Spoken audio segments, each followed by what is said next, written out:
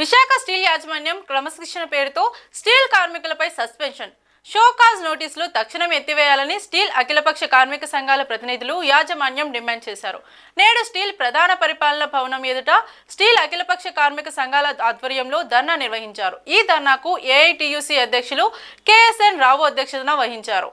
ఈ ధర్నాను ఉద్దేశించి steel CITU అధ్యక్షులు జె అయోధ్యరామ్ మాట్లాడుతూ స్టీల్ యాజమాన్యం క్రమశిక్షణ పేరుతో నియంతృత్వాన్ని ప్రదర్శిస్తోందని ఆయన తీవ్రంగా విమర్శించారు.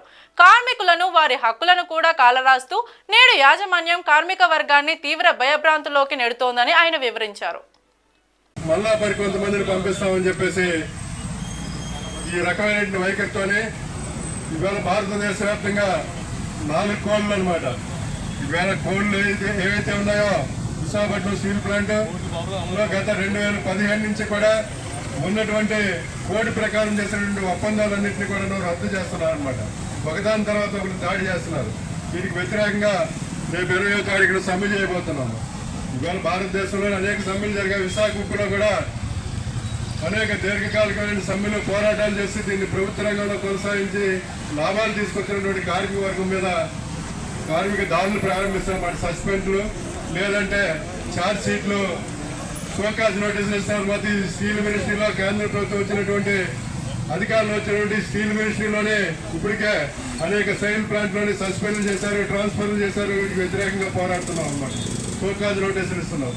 అలాగే విశాఖ ఉక్కులోని కూడా మరొక పోరాటానికి మేము సిద్ధంగా ఉంటాం. ఈ విషయాన్ని మీరు అర్థం చేసుకోండి.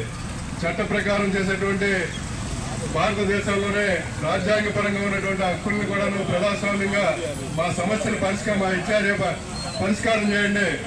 ఇవాళ ఉన్నటువంటి కాంట్రాక్ట్ లేబర్ని వర్కర్స్ తొలగించడానికి వీలు లేదు.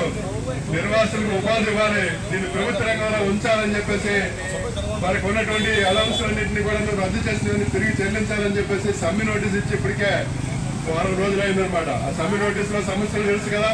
ఆ సమస్యలు ఏవైతే ఉన్నాయో పరిష్కారం చేయమని చెప్పి కదా మేము అడుగుతున్నది, డిమాండ్ చేస్తున్నది.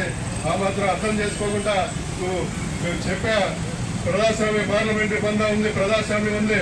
ఈ దేశంలో ఏ సమస్యను సరే ఎక్కడైనా చెప్పుకునేటువంటి హక్కు ఉందనమాట.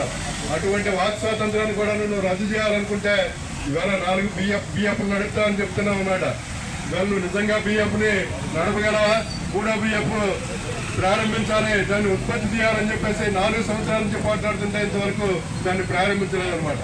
ఇదే బ్లాస్ట్ ఫండ్స్ని కంటికి రెప్పలాగా కాపాడుకున్నటువంటి అక్కడ ఉన్న బిఎఫ్ కార్మిక వర్గం మీదేమో అక్కడ ఉండే మన ఆఫీస్ వేర్లో యాక్టివ్ వర్కర్స్ మీదేమో ప్లాంట్ని బాగు చేసి బిఎఫ్ని బాగు చేసేటువంటి వాళ్ళ మీద నువ్వు చర్యలు తీసుకుంటావు, యాక్షన్ తీసుకుంటావు అని చెప్తే మేము సహించేది లేదు. తప్పకుండా రేపు 15వ తారీఖు ఢిల్లీలో ఏదైతే సమ్మెకి నోటీస్ ఇచ్చారో వాళ్ళందరూ కూడా సమావేశం అవుతున్నారు. ఈ సమస్యని వారి దృష్టికి తీసుకెళ్తాం. ఇక్కడ కూడా ప్రత్యక్షంగానే మరొక పోరాటానికి ఈ సస్పెన్షన్ కానీ ఉన్నటువంటి సమస్యల్ని పరిష్కరించాలని చెప్పేసి ప్రత్యామ్నాయ పోరాటాలు కూడా మేము సిద్ధంగా ఉంటామని చెప్పేసి వాళ్ళ యజమాన్యానికి హెచ్చరిస్తున్నాం.